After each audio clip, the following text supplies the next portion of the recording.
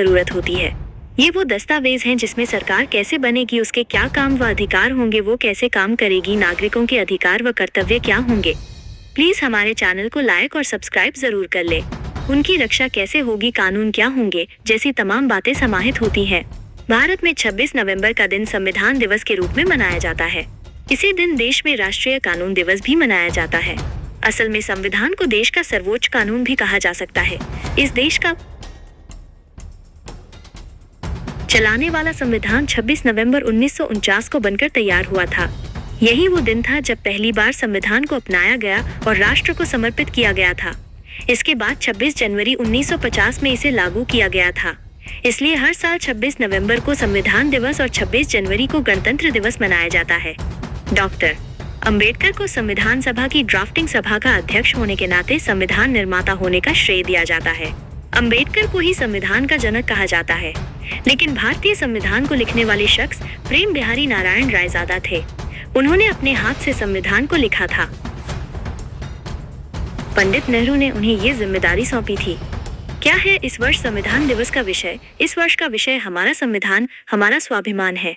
राष्ट्रपति द्रौपदी मुर्मू, उपराष्ट्रपति सीपी राधाकृष्णन, प्रधानमंत्री नरेंद्र मोदी और लोकसभा अध्यक्ष ओम बिरला नई दिल्ली में संविधान सदन के केंद्रीय कक्ष में आयोजित मुख्य समारोह में शामिल होंगे।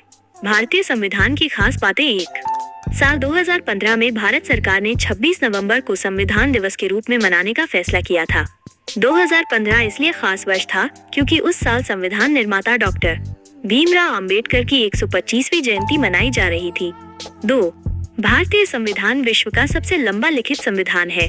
इसमें इंग्लिश के 1,46,385 शब्द हैं।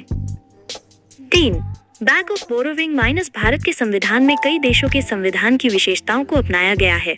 भारत के संविधान को बैक ऑफ बोरोइंग्स भी कहा जाता है क्योंकि इसके ज्यादातर प्रावधान अन्य देशों से लिए गए हैं।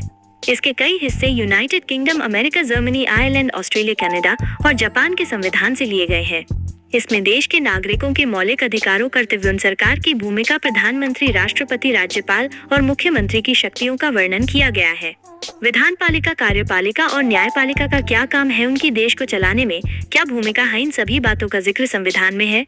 टाइप नहीं, हाथ से लिखी है संविधान की ओरिजिनल कॉपी। भारतीय संविधान की ये मूल प्रतियां टाइप या मुद्रित नहीं थी। संविधान की असली कॉपी अंग्रेजी में प्रेम बिहारी नारायण रायजादा ने हाथ से लिखी थी। कैलीग्राफी के जरिए इटैलिक अक्षरों में लिखी गई है। इसके हर पन्ने को शांति निकेतन, पश्चिम बंगाल के कलाकारों राम मनोहर सिन्हा और नंदलाल बोस ने सजाया था। कहाँ रखी हैं संविधान की प्रतियां? आप अभी तक चैनल को सब्सक्राइब नहीं किए हैं तो प्लीज हमारे चैनल को लाइक और सब्सक्राइब जरूर कर ले। संविधान की हस्तलिखित प्रतियों को संसद के पुस्तकालय में हीलियम में रखा गया है। कांच से बने इन पारदर्शी मगर सीलबंद बक्सों में नाइट्रोजन भरी है जो पांडुलिपि के कागज को खराब नहीं होने देती। ये दोनों बॉक्स अमेरिका की एक कंपनी ने कैलिफोर्निया में बनाए थे। 6 कैसी दिखती है मूल प्रति? 16 इंच चौड़ी है। संविधान की मूल प्रति 22 इंच लंबे चर्मपत्र शीटों पर लिखी गई है। 251 पृष्ठ शामिल थे इस पांडुलिपि में। 7 कितने दिन में हुआ तैयार? पूरा संविधान तैयार करने में 2 वर्ष 11 माह 18 दिन लगे थे। ये 26 नवंबर 1949 को पूरा हुआ था। 26 जनवरी 1950 को भारत गणराज्य का ये संविधान लागू हुआ था। 8 संविधान की असली प्रतियां हिंदी और इंग्लिश 2 भाषाओं में लिखी गई थीं। 9 हाथ से लिखे हुए संविधान पर 24 जनवरी 1950 को संविधान सभा के 284 सदस्यों ने हस्ताक्षर किए थे, जिसमें 15 महिलाएं भी शामिल थीं। 2 दिन बाद 26 जनवरी से ये संविधान देश में लागू हो गया था। 10-15 महिलाएं कौन थीं? संविधान सभा में जो 15 महिलाएं थीं, इनमें आरबीआई के पहले भारतीय गवर्नर सीडी देशमुख की पत्नी दुर्गाबाई देशमुख भी थीं।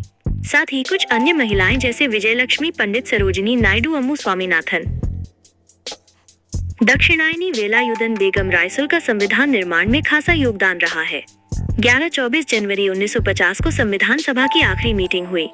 इसी मीटिंग के दौरान डॉक्टर राजेंद्र प्रसाद के नाम की घोषणा भारत के पहले राष्ट्रपति के तौर पर की गई।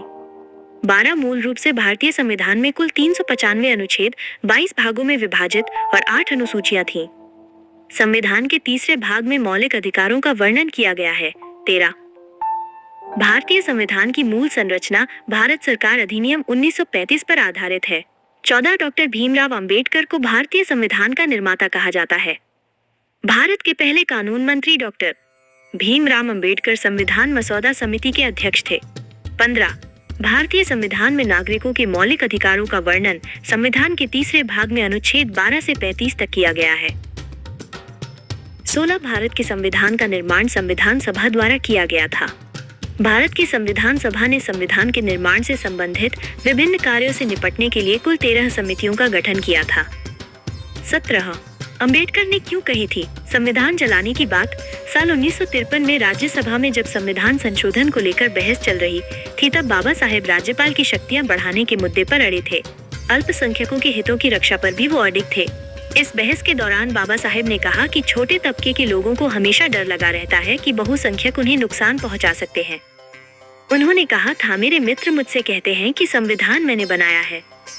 मैं बताना चाहता हूँ कि इसको जलाने वाला पहला इंसान भी मैं ही होऊंगा। मुझे इसकी कोई जरूरत नहीं है, क्योंकि ये किसी के लिए भी अच्छा नहीं है, ये किसी के लिए भी ठीक नहीं है। कई लोग इसे लेकर आगे बढ़ना चाहते हैं, पर ये भी याद रखना होगा कि एक ओर बहुसंख्यक है और दूसरी ओर अल्पसंख्यक। बहुसंख्यक ये नहीं कह सकते हैं कि अल्पसंख्यकों को महत्व नहीं दे। ऐसा करने से लोकतंत्र को ही नुकसान होगा। दरअसल बाबा साहेब लोकतंत्र में अल्पसंख्यकों के अधिकार को लेकर बेहद सजग थे। वे बहुसंख्यकों द्वारा अल्पसंख्यकों के अधिकार को किसी भी तरह से हड़पने के सख्त खिलाफ थे। उपरोक्त बयान की सफाई बाबा साहेब से 2 साल बाद दी थी। उनके बयान के बाद की कहानी 1955 की है। 19 मार्च को संसद की कार्यवाही के दौरान राज्यसभा में संविधान के चौथे संशोधन से जुड़े विधेयक पर चर्चा हो रही थी। तभी हिस्सा लेने पंजाब के सांसद अनूप सिंह ने बाबा साहेब से पूछा कि आपने 2 साल पहले संविधान को जलाने की बात क्यों कही थी। इसके बाद बाबा साहेब ने कहा, पिछली बार वे इसका जवाब पूरा नहीं दे पाए थे। उन्होंने कहा कि मैंने सोच समझकर संविधान को जलाने की बात कही थी। हम लोग मंदिर इसलिए बनाते हैं क्योंकि उसमें भगवान आकर रह सके। अगर भगवान से पहले ही राक्षस आकर रहने लगे तो मंदिर को नष्ट करने के सिवाय और कोई रास्ता नहीं बचेगा। कोई ये सोचकर मंदिर नहीं बनाता कि उसमें राक्षस रहने लगे। सब चाहते हैं मंदिर में देवता ही रहे, इसलिए उन्होंने संविधान जलाने की बात कही थी। उनका मानना था कि कोई भी संविधान कितना ही अच्छा क्यों ना हो, अगर उसे ढंग से लागू नहीं किया जाएगा तो वो उपयोगी साबित नहीं हो सकता।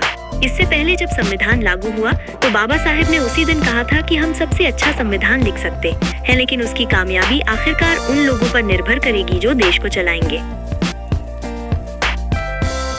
18 432 निब घिसी।